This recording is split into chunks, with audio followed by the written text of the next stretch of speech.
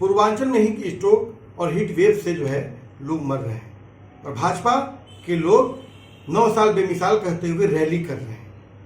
और स्थिति ये है कि योगी आदित्यनाथ जी बोलते हैं कि 18 घंटे बिजली और धान की रोपनी कैसे होगी नहीं मालूम है किसानों को, फसल के सब्जियों की बर्बाद हो गई, गन्ने की फसल सूख रही है।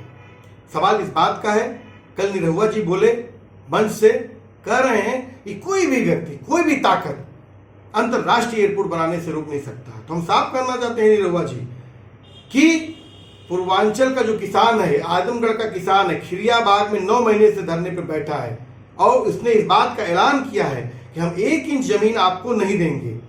और ये सवाल इसलिए है कि इस जमीन का किसान मालिक है।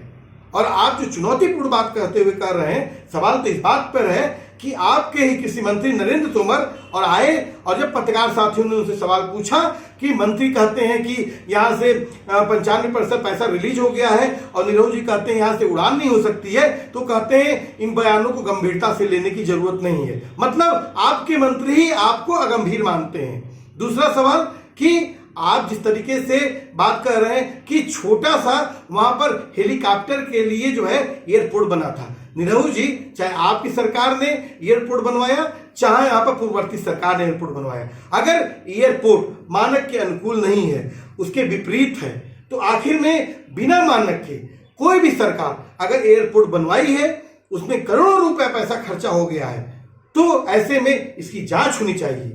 ये एक गैर कानूनी काम किया गया है, एक गलत परियोजना बनाई गई है। उस परियोजना को बनाने वाले जो अधिकारी कर्मचारी हैं, जो शासन प्रशासन के लोग हैं, उनके ऊपर कार्रवाई करिए। आप तो गैर कानूनी कार्रवाई होने पर आपको तो आपकी सरकार तो बुलडोजर चलाती है ना।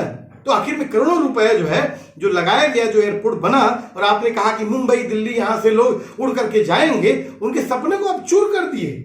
हम जानते थे, हम पहले भी जानते थे कि आप एयरपोर्ट उड़ाने की हैसियत में नहीं है और हवाई जहाज उड़ाने की हैसियत में नहीं है, लेकिन इस बात को हमने लगातार बोला। और आज जो पर्यावरण का जो संकट आया है, हीट वेव का संकट आया है, हीट स्ट्रोक का संकट आया है, हमने इसको भी एड्रेस करते हुए बोला कि खिरियाबाग का किसान सिर्फ और सिर्फ जमीन बचाने की लड़ाई नहीं लड़ रहा है, वो इस देश में खाद्यान्न संकट जो पैदा हो रहा है उसकी लड़ाई लड़ रहा है, जो कृषि भूमि की उपयोगिता का सवाल है उसकी लड़ाई लड़ रहा है। आप लगातार जो वन क्षेत्र को खत्म करते जा रहे हैं, आप एनएच के विस्तार के जो बना रहे हैं, एक्सप्रेसवे बना रहे हैं, उसके नाम पर पेड़ों की अंधाधुंध कटाई कर रहे हैं। आज उसका परिणाम है, उस विकास का परिणाम है कि आज सैकड़ों लोग जो है पूर्वांचल में ये हीट के स्ट्रोक के चलते उनकी मौत हो गई।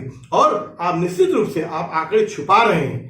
अगर ये और आप आंकड़े छुपाने के आप पुराने भारतीय हैं। कोरोना काल में आपने क्या कहते हैं जो लोग मर रहे थे उनको, उनकी जो लाशों को छुपाने का काम किया। आपने कहीं पर जो है गंगा के किनारे से कफन उठाए जा रहे थे, जो है कहीं पर जो है लखनऊ में जो है शमशान घाट के किनारे पे जो है लोग न देख सकें, इसके लिए आज टिन सेट लगाए जा रहे थे। तो साहब, ये जो पूरा विकास का मॉडल है, ये आताताई मॉडल है, ये आजमगढ़ पूर्वांचल के किसानों ने समझ लिया है। और हम जानते हैं कि आपके जो आप रोजगार का मॉडल, विकास का मॉडल है, ये रोजगार नहीं दे सकता है जितना हमारी कृषि, हमारी खेती किसानी रोजगार दे सकती है। इतना रोजगार कोई दुनिया में कोई उद्योग नहीं दे सकता है।